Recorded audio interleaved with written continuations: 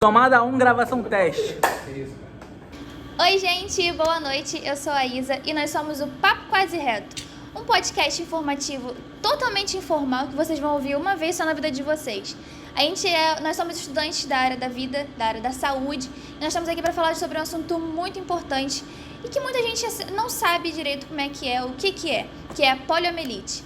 Bom, como eu já disse, meu nome é Isa e eu tô aqui com essa bancada maravilhosa, com esses meninos que são...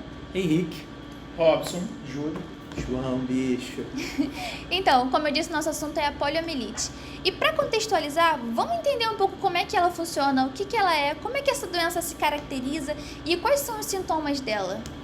Bom, pessoal, a poliomielite, também conhecida como paralisia infantil, ela é uma doença que acomete os músculos inferiores do indivíduo atingido, principalmente em crianças. E seus efeitos, no caso, seus sintomas, são caracterizados pela febre, diarreia, vômito, constipação intestinal e dor de barriga, dentre alguns outros. Pô, a poliomielite ela é um assunto bem antigo, né? De fato. Mas será que existe algum caso recente dela? sim, mesmo com os esforços de vacinação em massa, em algumas regiões endêmicas ainda há casos de surto da poliomielite. Inclusive em 2023, numa região do Afeganistão e do Paquistão, houve casos relatados dessa doença, né? E sabemos que desde essa doença não é uma coisa nova. Ela surgiu muito tempo atrás. Inclusive na década de 50, houve alguns surtos foram tentados erradicar essa doença, né? E com isso, a gente precisa saber, né, de que maneira o agente dessa doença consegue se espalhar assim tão facilmente, já que uma vez que na década de 50 teve um esforço em massa e teve vacinação. Pô, bicho, na época da década de 50, o Brasil tinha muitas áreas com saneamento básico muito precarizado, sem contar na falta de informação que a população tinha. Não se sabia como o vírus se espalhava e como se contaminava. Sem contar que não só no Brasil, como na América Latina, na África e no Oriente Médio também tinha um saneamento básico, uma higiene básica bem ruinzinha. Então, isso agravou ainda mais essa disseminação. Pô, a falta de informação é meio complicada, né? As Muito pessoas têm que complicado, saber. cara, muito complicado.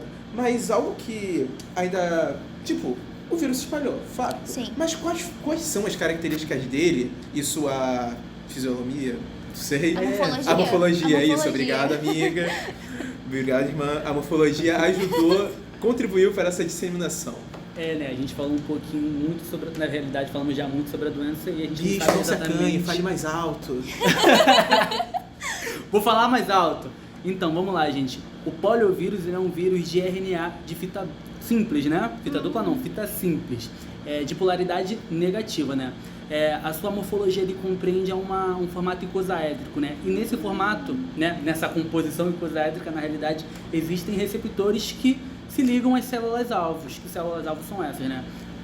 Células do nosso sistema nervoso central, né? Uma vez que ela se liga ali, né, ocorre a dissorção, que é exatamente a ligação, e após isso a penetração do vírus na célula, tomando seu controle e e tomando o controle e, enfim, tomando a posse, né, do poder da célula em relação aos nossos membros, né, ocasionando a paralisia em muitos casos. Pô, então o formato dela ajuda ela a se introduzir no nosso corpo? Ajuda, não, os receptores no caso, né? Então, a sim. questão do formato mesmo é só o formato na qual a natureza decidiu que ela fosse. Entendeu? Existe tanto a icosaédrica quanto a ecoleidal, acho que alguma coisa assim, coloidal. Entendi. O principal hospedeiro do poliovírus é o ser humano. Mas isso afeta o nosso organismo de que maneira? E quais são os sítios afetados? O que acontece? A poliomielite é transmitida do nosso corpo através de gotículas ou até mesmo resquícios da mesma em fezes ou até mesmo em alimentação, na água, por exemplo. Afinal, ela é uma doença focada em saneamento básico. Sim, sim.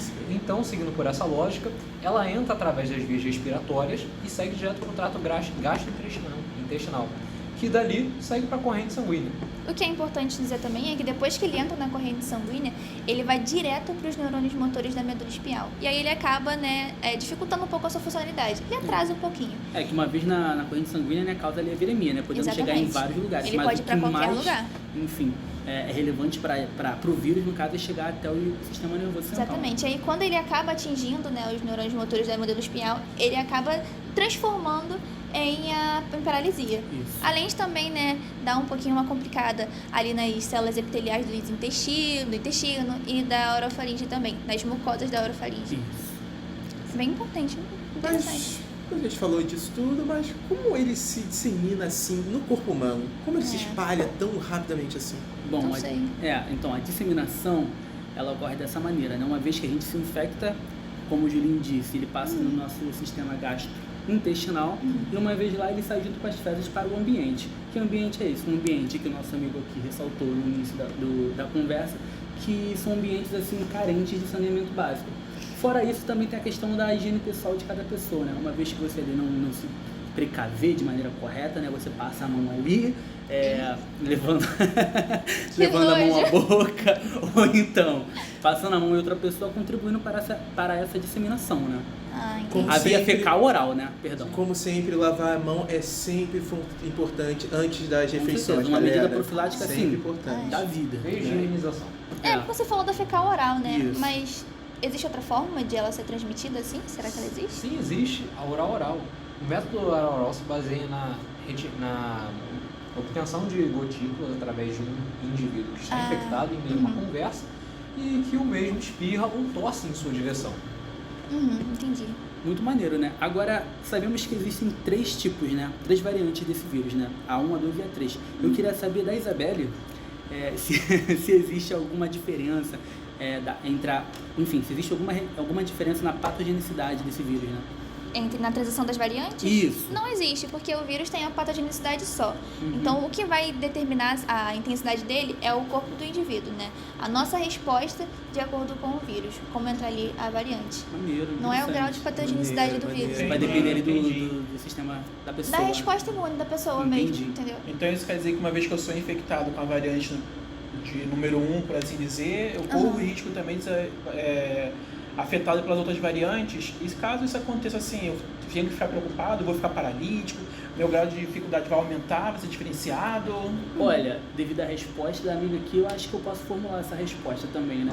Você pode sim se infectar novamente, uma vez que existem 3 tipos, né? Sim. E posteriormente evoluir para paralisia, né? Ele vai depender, como a gente falou, do seu sistema imunológico, enfim, na defesa contra esse patógeno. Uma vez que ele não Exatamente. consegue driblar, você pode sim, não somente evoluir para a paralisia, mas sim como para as outras formas clínicas que o vírus pode se apresentar. Pois então é. você pode se infectar e Pois é. posteriormente evoluir para poliomielite Que é paralítica. exato que isso vai acontecer, hein? Pois é, até Exato. porque tem outras formas também dela se manifestar além da sintomática, né? Tem a assintomática, tem a abortiva, inaparente, várias outras formas dela se manifestar. Então, verdade. você pode pegar um vírus, né, uma variante, ela se manifestar de uma forma, você pode pegar outra variante, ela pode se manifestar de outra forma, Isso aí. e por aí vai.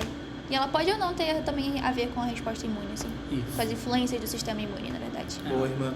Mas também nós sabemos que o vírus ataca principalmente o sistema nervoso e Sim. diversas áreas do seu sistema. Aham. Então, mas existe alguma área que é bem rara do vírus afetar no sistema nervoso? Sim, Interessante. boa pergunta, doutor. Essa região, no caso que ele é afetada, é a região do tronco cerebral ou a região do tronco encefálico, né? É uma região que é localizada na parte de frente do cérebro, perdão, cerebelo, gente, olha só. Faz parte. Aqui é Relaxa, quase reto, bicho, gente. Quase relaxa. reto, É quase mas reto. espera aí. Quase Então, tudo, muitas coisas. Essa área é responsável pelas nossas funções involuntárias do corpo, ou seja, é aqueles, não vamos dizer aqueles espasmos que de vez em quando a gente tem, mas eu me refiro à nossa respiração, nossa pressão arterial e nossos batimentos cardíacos também. Ah, entendi. Isso me fez lembrar de um caso que teve, que foi um rapaz que ele faleceu recentemente até, né? Que é o Alexander Poe. Ele morava em Dallas, nos Estados Unidos, e aos 6 anos de idade ele acabou desenvolvendo a paralisia infantil, né? Ou no seu modo paralítico. E ele foi afetado exatamente nessa região. Então ele ficou dos 6 anos de idade até os 78 anos sobrevivendo dentro de um pulmão de ferro. Ficou 72 anos. Ele tá vivo ainda? Não. Como eu disse, ele faleceu recentemente, em Devido maio. à poliomielite? Não tem nada a ver com a poliomielite, foi outro patógeno, foi a Covid que acabou levando a vida desse menino. Infelizmente, mas Pois Ou é. seja, galera, a Covid não sumiu, ela ainda tá Não na sumiu, área. exatamente. É importante também se vacinar contra a Covid, né? Muito importante. Sou eu. Sou eu. Ah, tá, desculpa. Será que, como é que é dado, assim, o diagnóstico? Porque ele descobriu bem cedo, né, de que ele tinha poliomielite, ele acabou não conseguindo tratar. Mas como é que ele descobria? Como é que ele tinha algum jeito de descobrir? Tem algum jeito de descobrir? Existem vários meios de diagnóstico e eu vou citar alguns deles. O meio de cultura viral, que é caracterizado como isolamento de uma amostra do vírus através de fezes, ou através da mucosa de um indivíduo infectado, ou através do líquido encefalorraquidiano, que também é conhecido como LCR, e a partir dali é levado para o laboratório para análise, para encontrar em si ali o vírus. Já o segundo é o ELISA, que nada mais é do que um método que é onde você encontra antígeno, meios de vírus ali em sua composição, dentro do seu organismo, e anticorpos que são contra a poliomielite. E com a mesma ideia, temos também o teste sorológico, que nada mais é do que a procura direta dos anticorpos contra a poliomielite, só que na corrente sanguínea. E para finalizar, o RT-PCR, que tem como funcionalidade expandir o RNA da poliomielite para facilitar a sua procura dentro do ser infectado. Ah, entendi. Com uma anamnese, será que é possível ter um pré-diagnóstico? Tipo, será que tem alguns métodos fisioterapêuticos ou laboratoriais para detectar e prevenir a poliomielite? Olha, com uma anamnese a gente pode presumir, né, que a pessoa possa estar ali, enfim, com a paralisia, uma vez que tem o atrofiamento ali do membro, né? Só que a gente não pode dar a certeza. Teríamos que, enfim, correr aos métodos laboratoriais que o nosso amigo Juninho citou, né? O LCR, né? O ELISA, ou então o RT-PCR. Fora esses, existem também métodos fisioterapêuticos, né? Tanto ali profissionais quanto, enfim, máquinas que ajudam ali no sistema, né? Elétrico ali da movimentação e tudo mais, para amenizar, não curar, amenizar ali os sintomas, né? Sintomas não, perdão. Enfim, a degradação desses neurônios, né? Dessas células que ligam aos nossos membros e, enfim, efetuam as movimentações. Eletromiografia, se eu não me engano, o nome da Sim, está correto. Mas, bicho, a gente tá falando sempre, tipo, do que acontece na doença, da sua prevenção. Mas qual é os recursos utilizados para se ter um diagnóstico bom? Um bom diagnóstico para... Preciso mesmo, isso, né? esse diagnóstico bom. preciso. Nesse caso aí, a gente pode citar a análise de líquido, que envolve a coleta de um líquido claro encontrado na região lombar das costas. Ela é feita através de uma punção lombar, realizada com uma agulha fina, fornecendo informações sobre a saúde no sistema nervoso central. Se tapa nessa área dói, imagina uma vacina. Além dela, a gente pode citar também, como meu amigo que falou, né? Que é através de uma ressonância, que é a ressonância, monitoramento das atividades eletrocorporais. No caso, eu estou me referindo à eletromiografia, como meu colega mencionou, né? É a detecção de vários músculos. Ela pode indicar mudanças no seu funcionamento e no corpo, mesmo antes dos sintomas da paralisia. Ou seja, eu posso ter um diagnóstico antes da doença me afetar. Olha que interessante. Dá tempo de prevenir um pouco, né? E tentar me adaptar àquela situação ali, né? Muito legal. Mas existe tratamento para poliomielite paralítica, bicho? Foi uma dúvida bem irritante. Não, infelizmente não existe tratamento, né? O que existe ali é o tratamento para a sua sintomatologia, né? Uma vez que você apresenta Eita, mas ele fala tais diferente, ele fala sintomas bonito. para tais formas clínicas. Tá vendo só? Aqui, ó, tô rebuscando aqui, ó, trazendo português de onde não tem. Para poder falar, né? Enfim, a gente trata a sintomatologia, né? Você ali apresentando as inúmeras formas clínicas, trataremos diretamente esses sintomas para que você tenha uma infecção amena, né? É isso. Não existe tratamento, porém, a gente segue aí na luta. Bom, e com uma dúvida em relação ao tratamento e tudo mais, então, alguém pode me explicar quais são os tipos de vacina e se tem uma unidade específica para você tomar? Eu acho que tem. Bicho, OMS?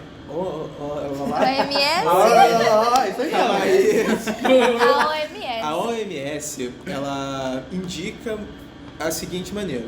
Tem duas vacinas, a VIP e a VOP. A VIP sendo o vírus atenuado, ou seja, o vírus morto. E a VOP, que é a famosa gotinha. Todos aqui, provavelmente, eu espero, Eu achava bem todos gostoso, adorava. tomaram a vacina gotinha. Eu também.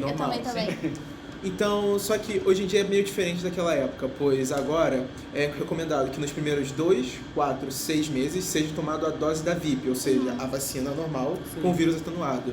Agora depois, quando a criança... Injetável, né? Injetável. Isso. Sim, mas é com o vírus atenuado, mas tá tudo bem, tudo certo.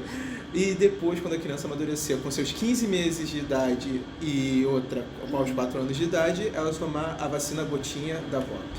Essa é a Maneiro. indicação da OMS. Maneiro. Vacine-se, é importante. Muito importante se vacinar, hein? Em relação aos métodos profiláticos adequados para se evitar o contato com o poliovírus. Oi, perdão, pode repetir? Vamos repetir. Todo mundo se dispersou.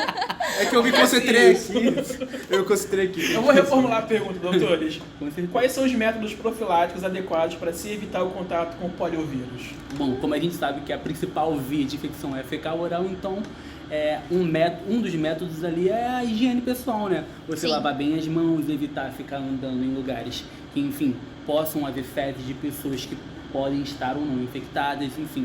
Mas o método profilático principal é a vacinação, né, gente?